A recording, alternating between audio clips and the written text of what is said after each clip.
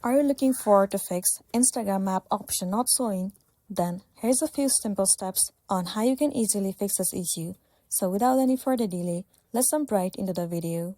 Start by moving into the settings of a device. Once you're inside the settings, head over to General. Move into iPhone storage and head over to Instagram.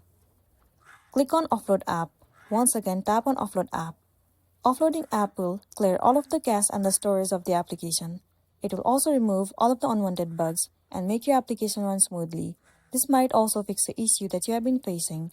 If not, head over to your app store and search for Instagram. Move into this app right here. If you see the option of update, it means your application is not up to date, and it might be one of the reasons that you're facing this issue.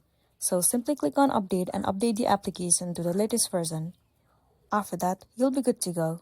So that's the end of the video. If this video helped you, give it a like and check out our next tutorial. Thank you.